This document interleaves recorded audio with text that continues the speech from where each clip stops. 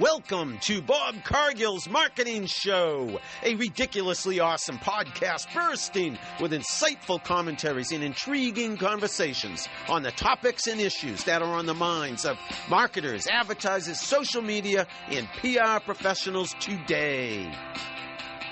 Hey everybody, how are you? This is Bob Cargill, and this is Bob Cargill's Marketing Show, my podcast on marketing, advertising, PR, social media, business, you name it, we talk about it. So happy to have you here. I appreciate it. I appreciate you. And today, this time around, you're going to hear me have a great conversation, a ridiculously awesome conversation with my colleague at Suffolk University in Boston. Her name is Dr. Suela Papagelis. Suela and I have just wrapped up our fall semesters teaching at Suffolk, fall semester 2025. Yeah, we're in the middle, almost towards the end of December, almost there, almost the new year. But yeah, we just wrapped up the fall semester, and we're going to talk about that a little bit of a recap on the business classes we taught, the business students we taught who are in our class, Foundations of Business or Business Foundations.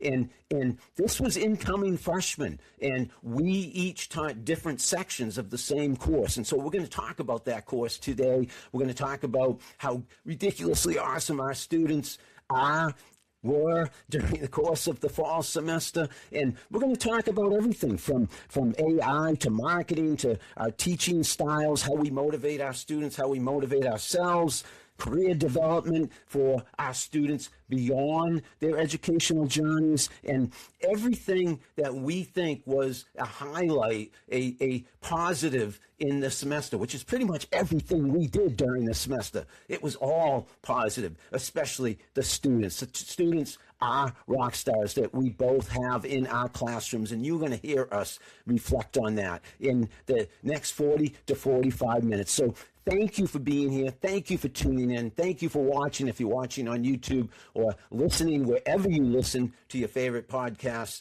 Thank you for listening to Bob Cargill's Marketing Show, episode 206. It's myself with Dr. Suela Papagelis.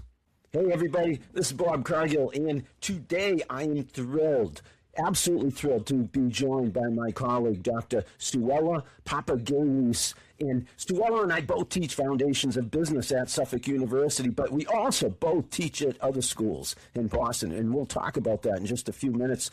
We've just wrapped up our semester working with first-year students, but we also, again, both teach not just undergrad, but grad students. And we've been busy, Suela, and we've both been working hard, and we both have a little time to come up for air, and we both agree to have this conversation, and me to learn a little bit more about you and us to have a conversation in general about teaching, but also we can talk marketing, social media, AI, business, what have you. How are you, Suela?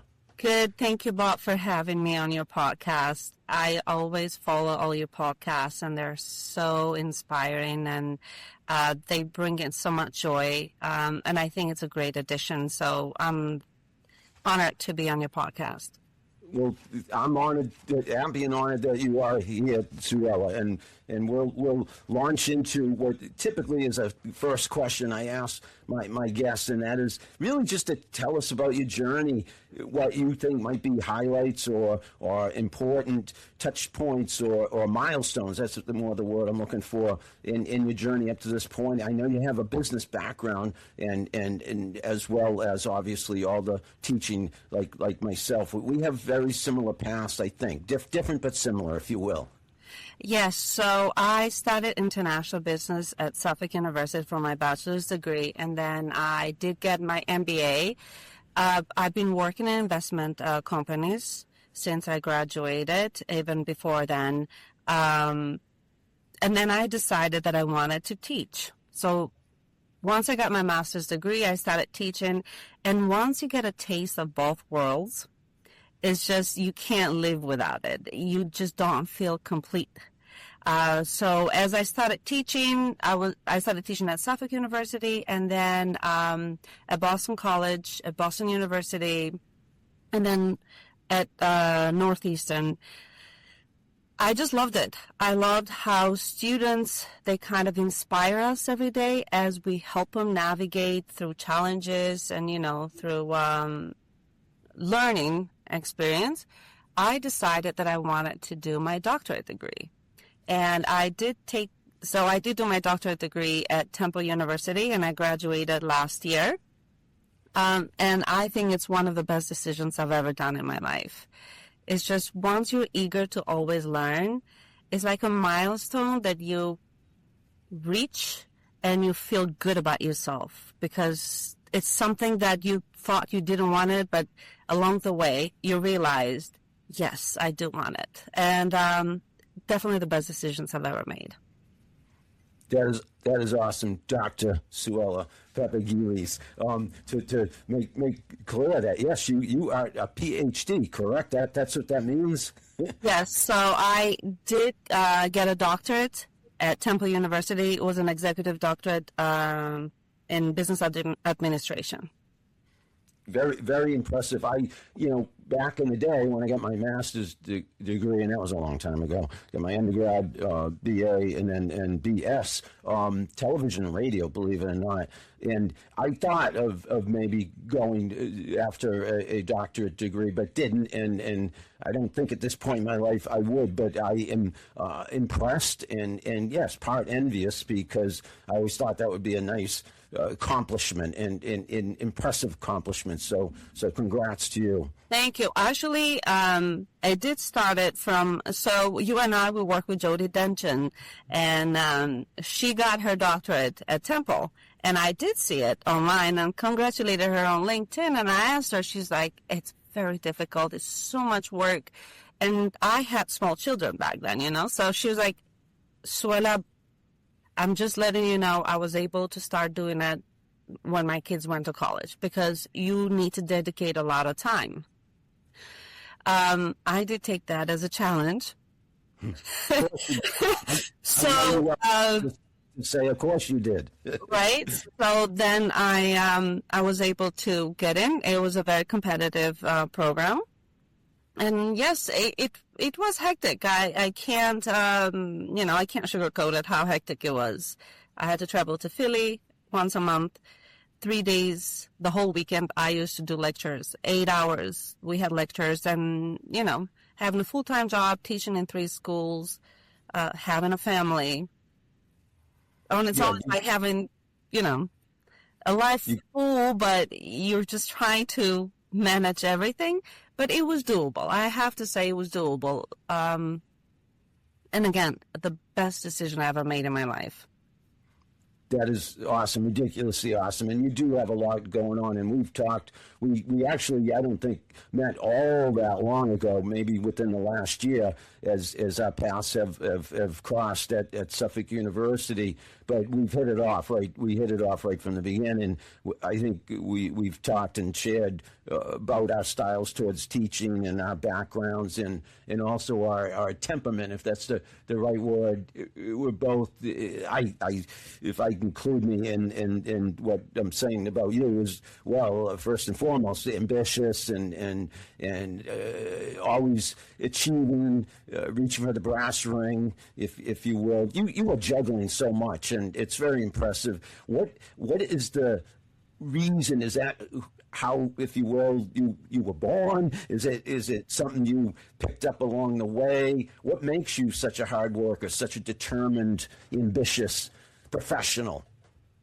So I grew up, I was born and grew up in Albania. During the time of my childhood, we had a lot of troubles. Like, I've seen 2 civil wars happening. And coming to the United States was a chance of a lifetime that actually I decided I have to make the best of my life. But I have to say that my parents, they always push me to do better and better. And one advice that they've given me all my life was compete with yourself. The moment that you put goals on yourself, you don't care about competing with others. And I believe that is very important because it keeps you focused. It keeps you focused on what is the most important thing for you. And usually I see people always looking at others. Oh my God, this person achieved this and that. And then people lose their focus. The moment that you put goals on yourself and you focus what's the most important for you, because not everything can be good for everyone. So the moment that you focus on yourself, that's the key to success. I do a lot of social media, and I've been a copywriter and creative director and content creator, et cetera, and I'm always looking for nuggets when I create content, and I'm always thinking ahead and in many different directions as well. And when you said what you just said, I'm saying, oh, hey, that could be the headline of this podcast, but I'm sure there are many more nuggets I'm about to hear. But competing with yourself, I couldn't agree more with you. As a runner, something I do on the side, that is absolutely my mantra. I try not to focus much on my opponents, if you will, my fellow competitors. Especially as I get older, I'm not necessarily even able to keep up with my fellow competitors. So it's all me versus me. And if we are our own worst critics, and I don't necessarily love that expression, but you know what I mean, we push ourselves hard. We're going to go far, and I try to instill that in my students. And I want to ask about you and your style of teaching, because I know we've talked about this before. We both want to motivate and inspire. What drives you there? What drives you to bring who you are, the competition with yourself, the ambitious you, and determined you? How do you impart that to your students? So I always had in mind that sky is the limit. By the way, that's the name of the company that I built, my consulting company. And I tell the students all the time, the moment that you want something and you put the efforts, you have to put the efforts in the work, because you can be the brightest person in the room. But if you're not putting the work and if you're not putting the efforts into it, achieving your dreams could be very difficult. And you kind of have to take a leap when it comes to making decisions. Not always the decisions are going to be perfect, but then you don't have regrets. Like, one thing in life that I don't have is I don't have regrets. If I wanted to take a chance on things, I took it.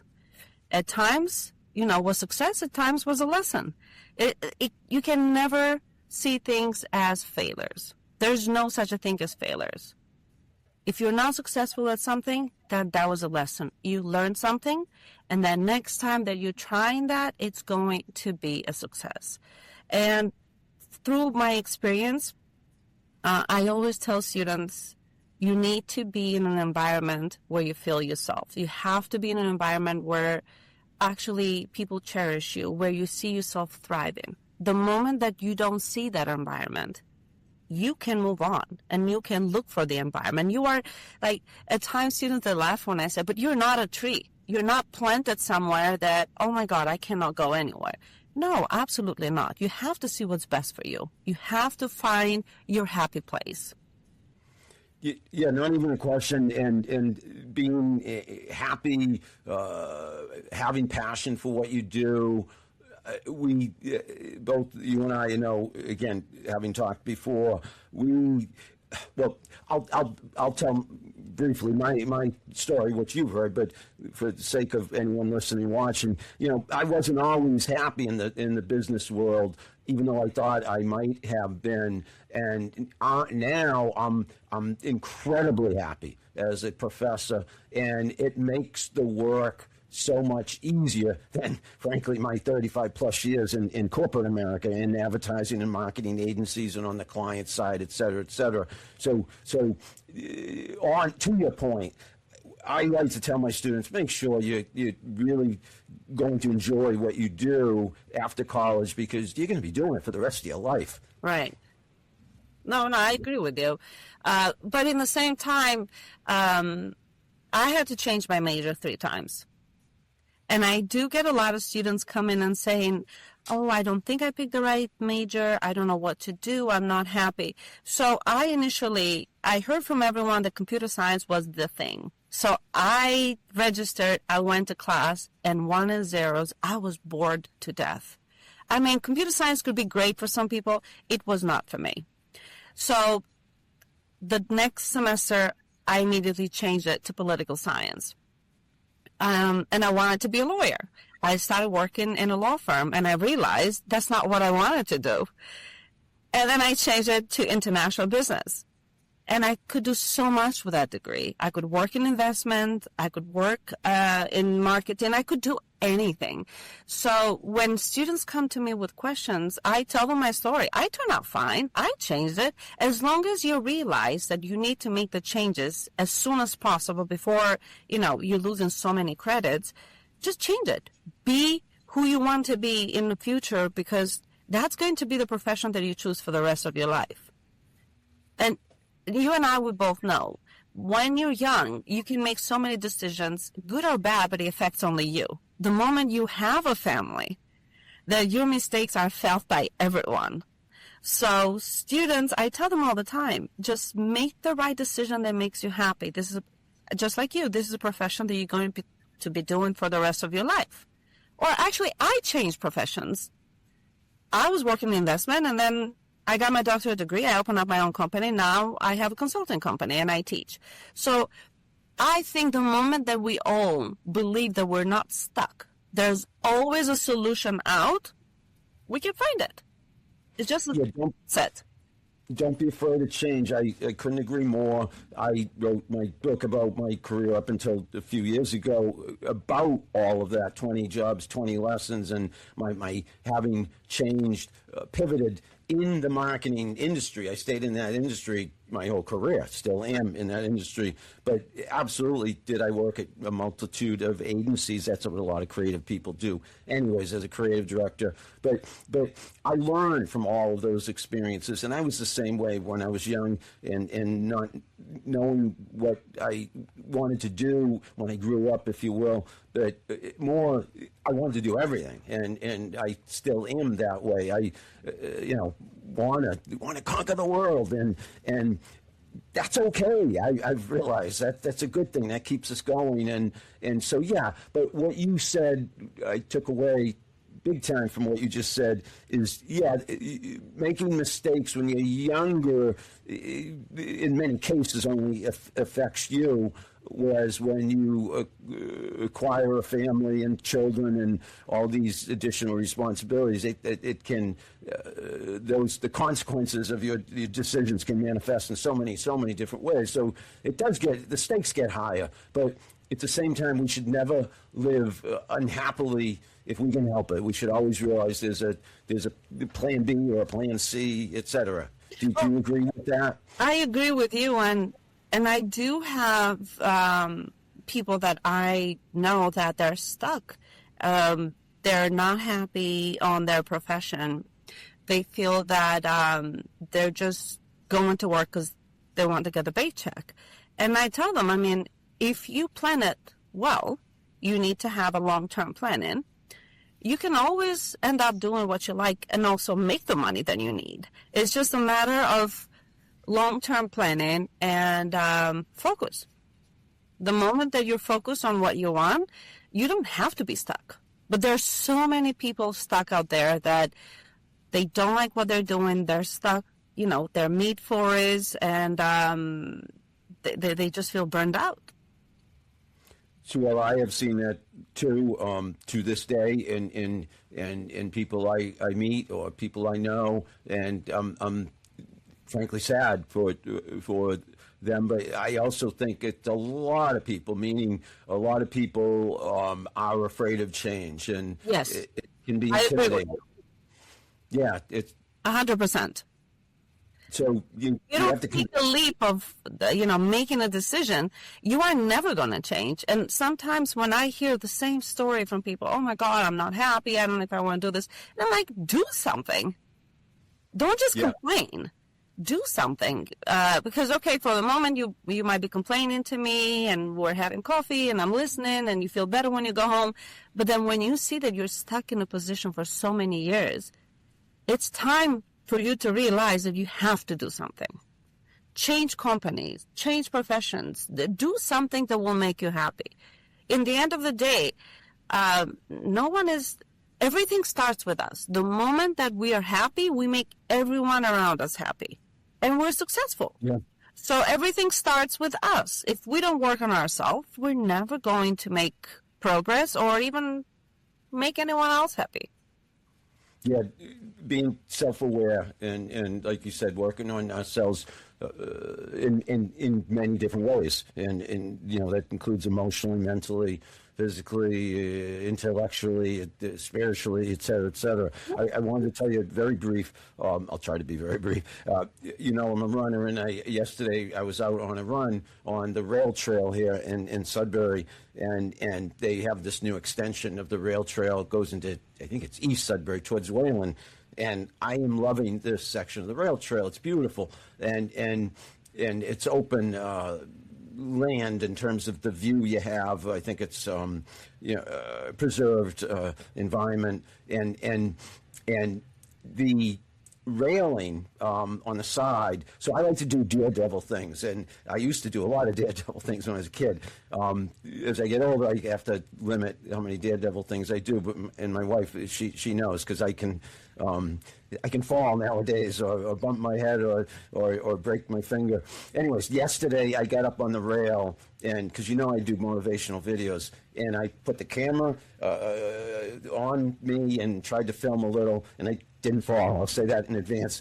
But I took a risk. I took a leap of faith, running on the rail with the sun setting in the background and the beautiful vista behind me of the landscape and nature preserve, and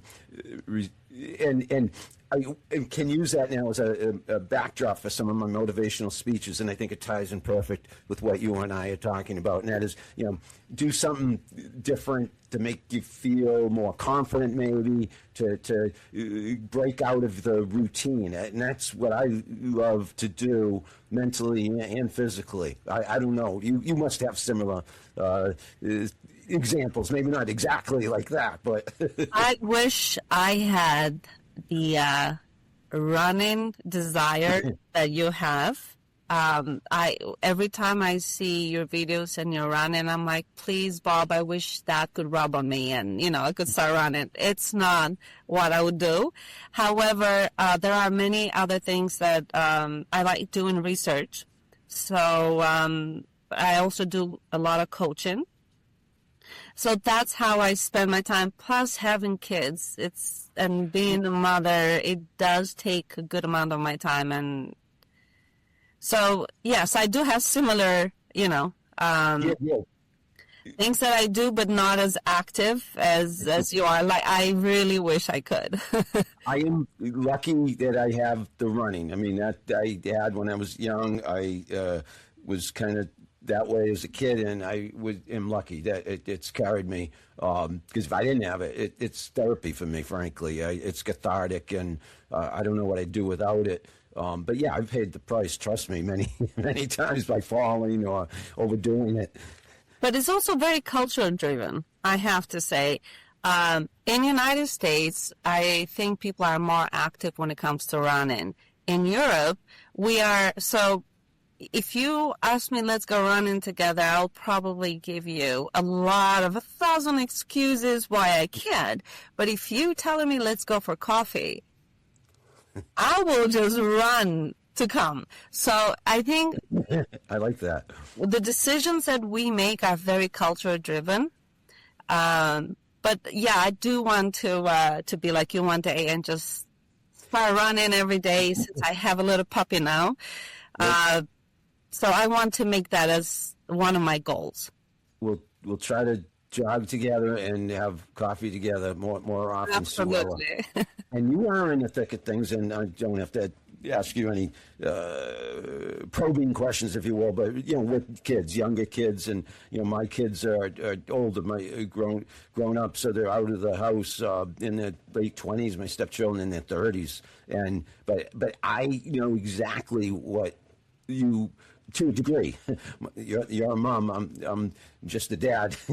My wife helped me out and did the lion's share, frankly, of so much of the work at home when I was in the thick of my career. So I don't know how you do it. That's a lot to be a mom and working full time, more than full time, and getting your PhD. So listen, we all have our strengths, and you have so many that I can't even come close to. I've seen it in you from day one. I think our environment drives us. My boys, they give me the joy of, being a parent is a privilege, but it's also a curse. A privilege because you find this love that you never knew your heart could feel it. But also a curse because you always worried about them. That worriness, it doesn't go away. It's like, even when they're with you, are they studying? Are they eating?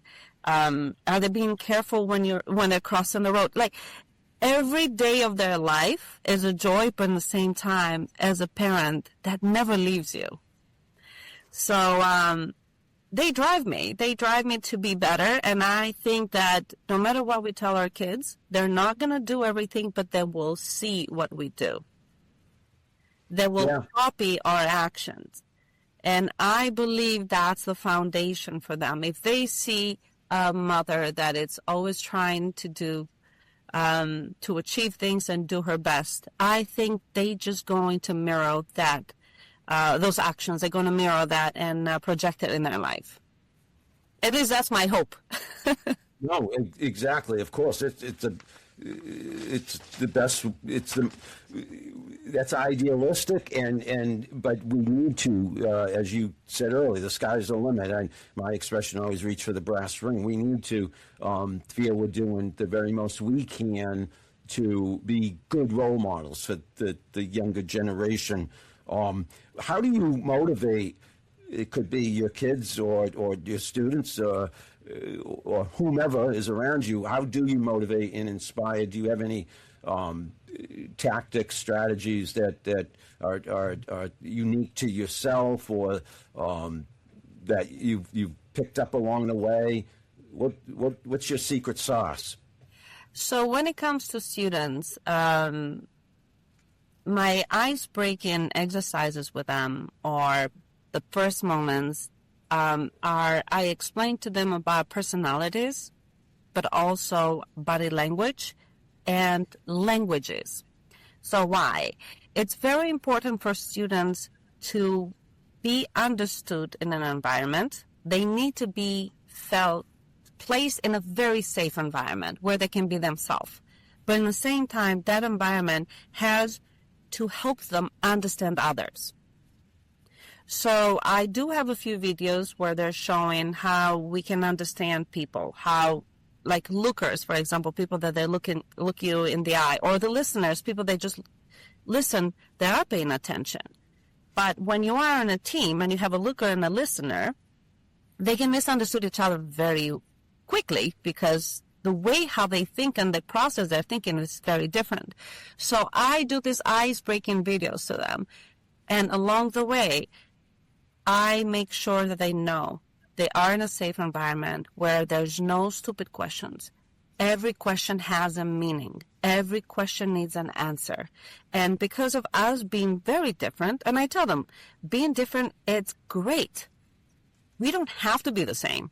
We grew up in different places. We grew up by different families. We have similar values, but also very different values.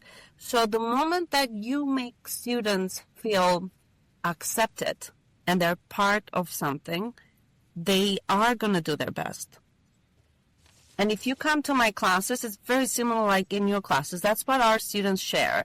They say that I can come to you with any question, and I know you're not going to judge me, and I know you're going to give me the best advice. Sometimes students, they don't even just come for what I teach. They have questions about their majors, or they have questions about internships, and I cannot get an internship. I don't know what's wrong with me.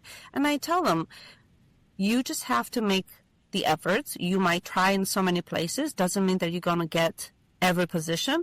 But as long as you keep trying, I believe it's very important. So building a safe environment for students is step number one.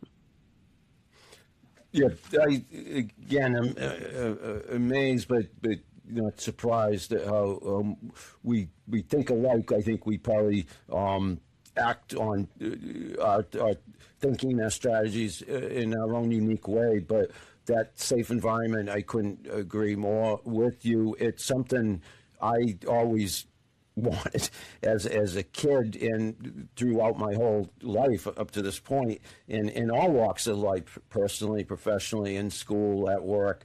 And too often we don't have that. And if we don't, we clam up. We don't share and open up and flourish. And so for a professor like you, Suela, to make your students feel safe, they're gonna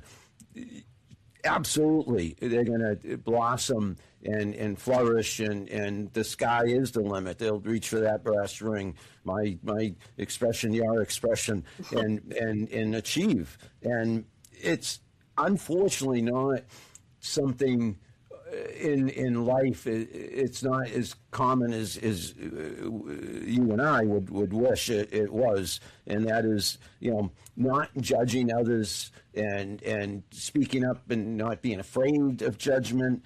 Because if you can earn people's trust, I teach marketing, we both teach business, social media, etc. It's all about trust. That's business, that's friendships, relationships, that's family. So if you don't have each other's trust, it's not necessarily going to go very far, the relationship. And so good for you to really hammer home on that point that you said, safe environment, the first step, biggest, most important thing in the classroom, really.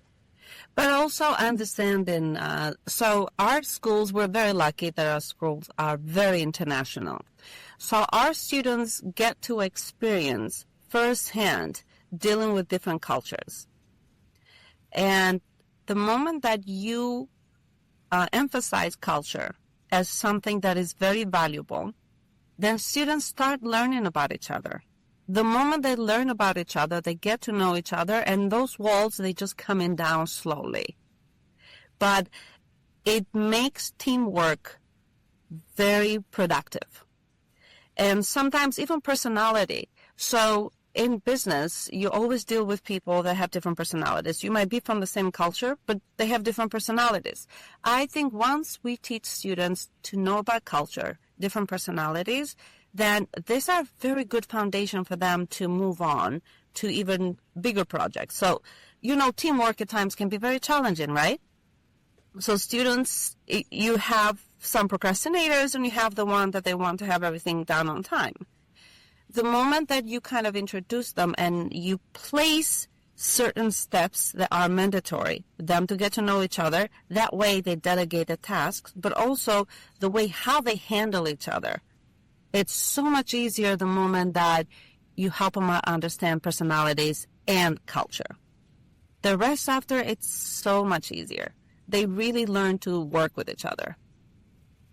Yeah, and in my book about my career, I wrote a lot about teamwork and leadership and getting along with others, having people skills, soft skills, which I know we're stressing a lot these days in school with AI and technology emerging and taking over, if you will, predominating.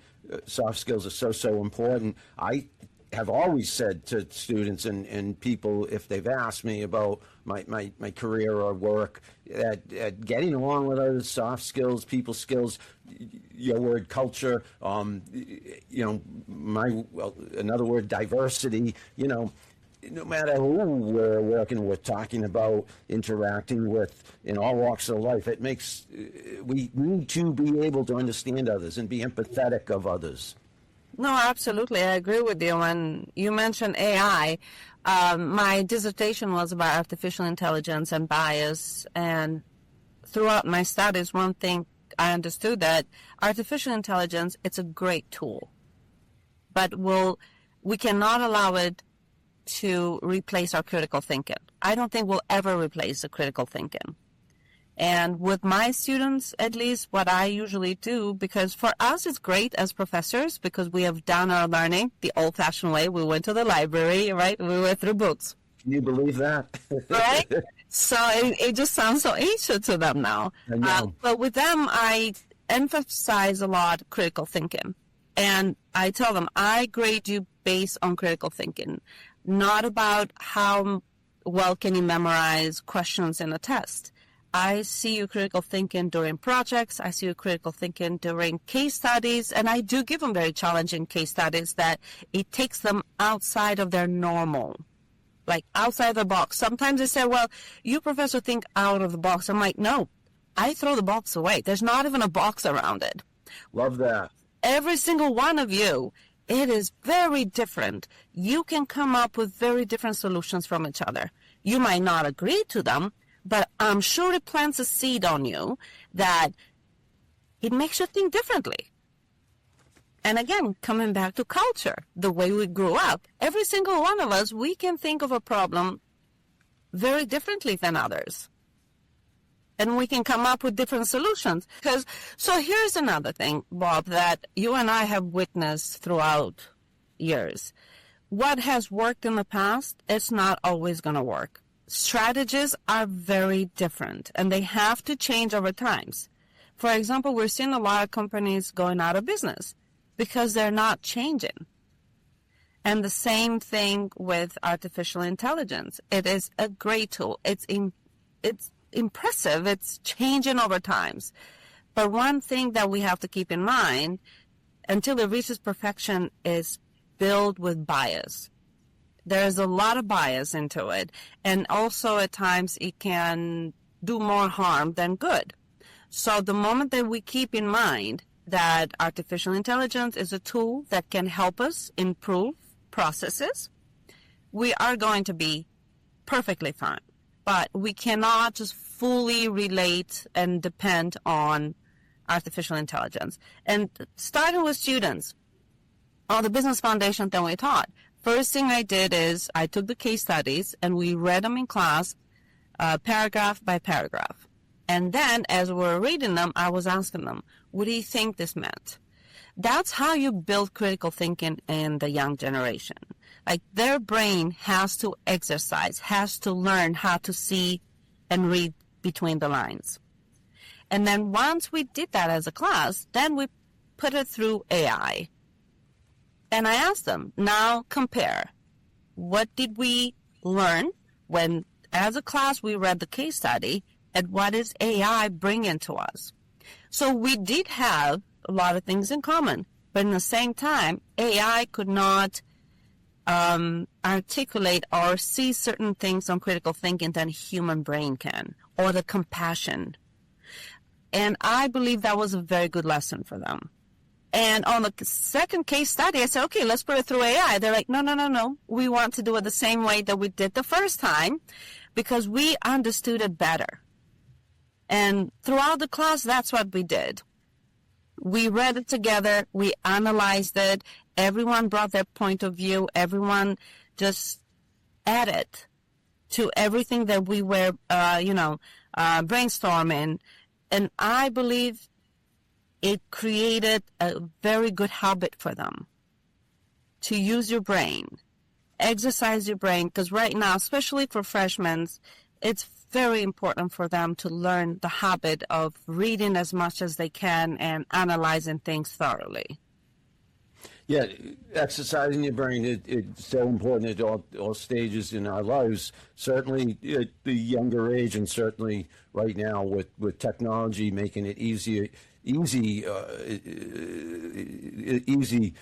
very easy to not exercise our brains, to just, press a button, and especially young people, students, that might be more their inclination, as it is most younger people. You and I probably, similarly, if we were young and had AI, geez, it'd be too easy, and our brains wouldn't have developed necessarily as much as they have over the years. So, yeah, it's up to us as professors. It's up to the leaders and institutions and role models to set the tone and guide the younger generation. Although am confident that the younger generation also they may figure it out even quicker than we do. The right absolutely. balance. Yeah. technology-wise, they are so way more advanced, and they were born with it. There you go, digital natives, yes. And as you see every year, they get younger and younger, which means... So it is very impressive how technology has played a big role in their life and how they are so much more faster at learning technology. And I'm happy that they have on the finger of their tips so much technology to assist them. But I always tell them, you have to make sure that this technology is an addition to what you learn. When you go for interviews, no one is going to tell you, put this on AI. They're going to see, as an individual, what is your critical thinking? How do you approach problems? And I believe the moment that students understand that they have to build, their knowledge is the only thing that they can take away from school, and no one can take it away from them. I believe they can focus on building their own knowledge. Yeah, AI is their partner, their assistant, but we don't want it to be our replacement, obviously. And we risk that if we depend on it too much and place what it gives us higher in terms of status and trust and what actual human beings give us, what we can give to each other. So I like the direction we're going in higher ed with really stressing the critical thinking, the good judgment, decision making, communication skills, leadership, teamwork. Because as you and I with our students this fall with all the case studies, a lot of it is it's easy, relatively, to come up with the right answers, but how do you present that? How do you interpret that? How do you turn that into a unique solution if everyone's coming up with the same solution? Right. That's another thing. Thing. I tell them, the moment that you're trying to find a solution on your own, yes, use AI, absolutely. If you don't use AI nowadays, then you're missing out. But use it as an addition to what you're building on yourself. Use it as a tool that will help you achieve things, but always as a tool. You are the main actor in your own life. You build in knowledge, you build your critical thinking, and then use AI as a tool to complement your knowledge. Yep, you exactly. And your knowledge should be able to, thanks to AI and all of this technology, should be able to develop quicker and go farther, if you will, than ever before. And that makes it very exciting, in school, in business. I mean, I can't imagine what we're going to be seeing in the future with all this technology. I was around, as I think you were too, with the emergence of the internet, and we both go back that far. I go back a lot further, but that changed everything, and now AI is going to be even a bigger game changer in terms of what can be accomplished in all walks of life. So, I agree with you. The world has changed a lot. Society has changed. Technology has improved to levels that we could have never even imagined before. So yes, we do have to embrace them, but I believe being cautious, I think it's a very smart move. Yeah, I agree. We shouldn't. We need to be very mindful of the pros and cons of all this technology, and we need guardrails. Absolutely, guardrails are very important. And if you see some of AI, can also be very deceiving. We're seeing a lot of videos online now that they look very real, but can very well spread miscommunication. And it can spread, at times even panic. So the moment that we see things with a more careful eye, and I believe it's safer for the society. Yeah, the irony is, I know a lot of people are worried and opposed to all this technology. But again, when all is said and done, I think we're going to be again more aware of how critical and sensitive and empathetic we have to be in terms of knowing what is real, what isn't real, what is dangerous, what is safe. I think it's going to force us to be more aware of ourselves, each other, our surroundings, etc. Guardrails. So if you see in Europe, there are, I think was in Denmark and Sweden, they already place, I believe those two countries, they do, so people have the rights of their voice and their face.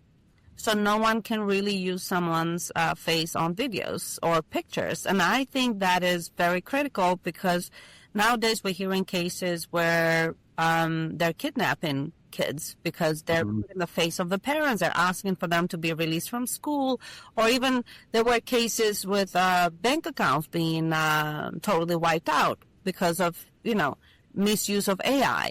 So I believe the moment that we have guardrails, laws in place, we're going to feel safer.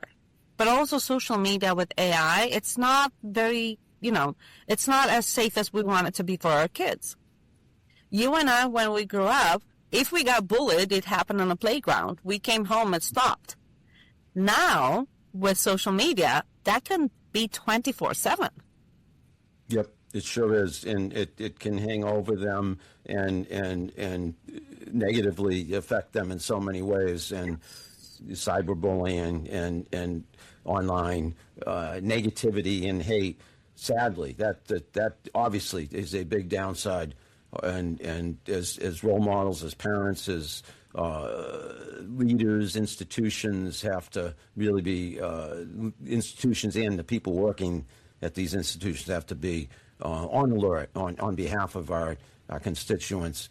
Hey, Suela, we're gonna wind down in a minute or two, if that's okay with you. Yes. But Yes. I want to open it up to anything you want to say that I haven't asked or that we haven't discussed. I mean, obviously we could talk forever, but we, relatively speaking, should have our own guardrails in terms of how long we talk for.